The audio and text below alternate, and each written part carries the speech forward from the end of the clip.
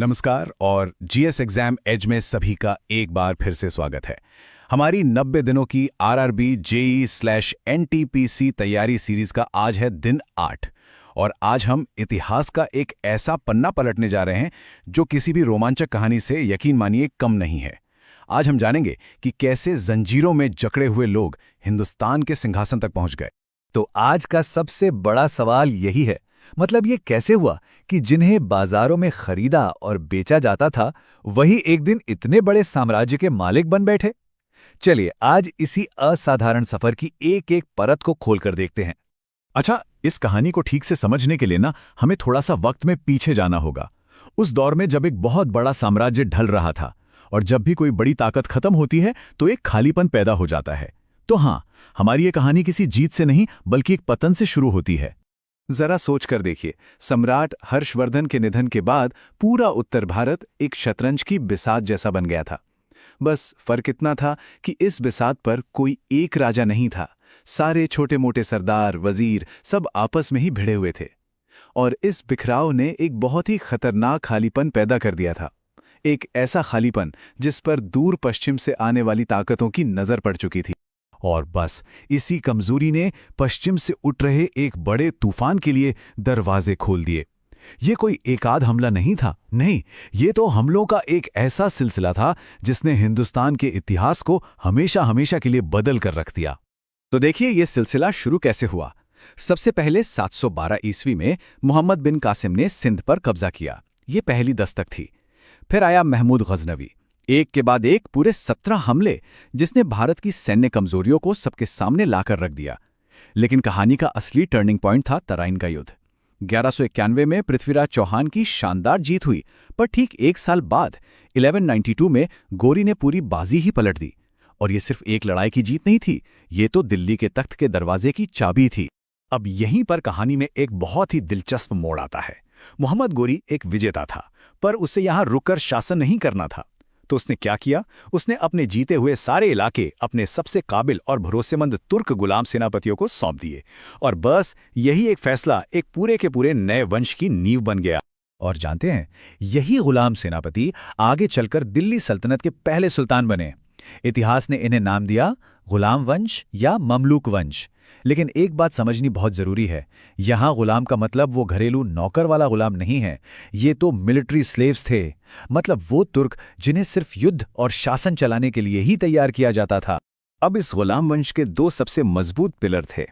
अगर कुतुबुद्दीन ऐबक ने इस सल्तनत की नींव का पत्थर रखा, तो इल्तुतमिश वो आर्किटेक्ट था जिसने उस नींव पर एक आलीशान इमारत खड़ी की। ऐबक ने शुरुआत तो लाहौर से की, लेकिन राजधानी को दिल्ली लाने का काम इल्तुतमिश ने किया और सही मायनों में सल्तनत को उसका दिल, उसकी पहचान दी। इल्तुतमिश सच में बहुत दूर की सोचने वाला शासक था। एक तरफ तो उसने चंगेज खान जैसे मंगोल तूफान से सल्तनत को बचाए रखा, तो दूसरी तरफ इक्ता सिस्टम लाकर पूरे एडमिनिस्ट्रेशन को सेट किया। अपने सिक्के जारी किए, चांदी का टका और तांबे का जीतल। और हां, उसने तुर्काने चहलगानी बनाया, यानी 40 सबसे पावरफुल तुर्क सरदारों का एक ग्रुप। उस वक्त तो ये उसकी सबसे बड़ी ताकत थे, पर यही 40 सरदार आगे चलकर सल्तनत के लिए सबसे बड़ा सिरदर्द बनने वाले थे। और इल्तुतमिश के बाद दिल्ली के तख्त पर एक ऐसी शख्सियत काबिज हुई जिसने उस दौर के इतिहास की धारा को ही चुनौती डाल दी। हम बात कर रहे हैं भारत की पहली और इकलौती महिला सुल्तान की। रजिया सुल्तान काबिलियत में किसी से कम नहीं थी। एक महान शासक के सारे गुण थे उनमें, लेकिन उस जमाने के लिए उनकी सबसे बड़ी कमी क्या थी?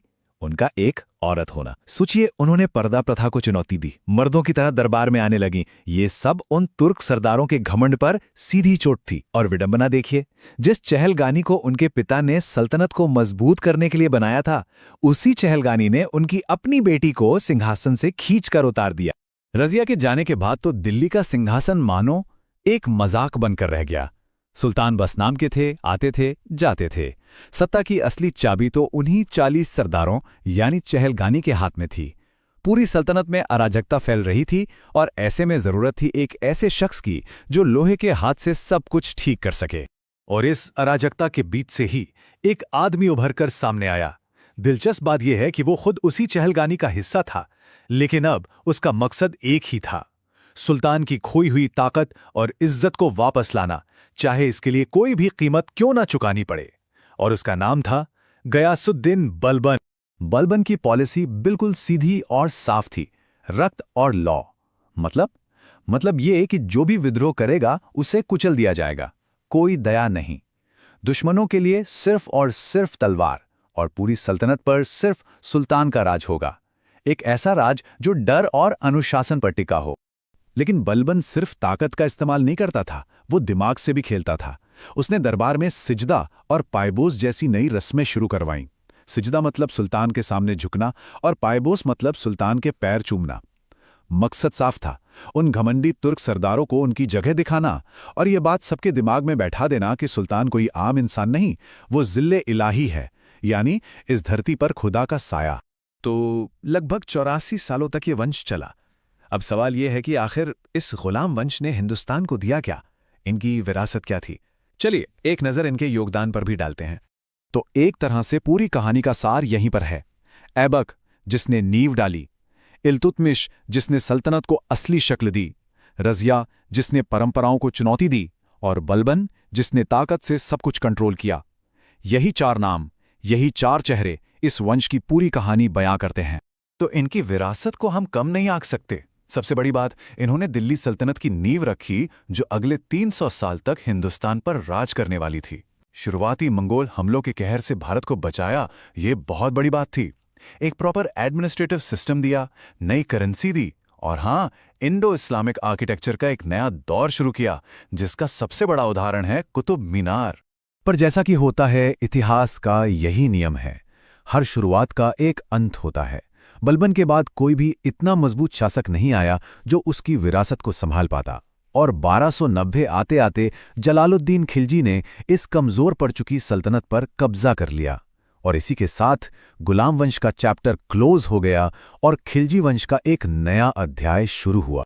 तो ये पूरी कहानी हमें एक बहुत बड़े सवाल के साथ छोड़ जाती है कि क्या सत्ता हमेशा जन्म से यानी बर्थ राइट से मिलती है, या फिर इसे काबिलियत और हालात से भी हासिल किया जा सकता है?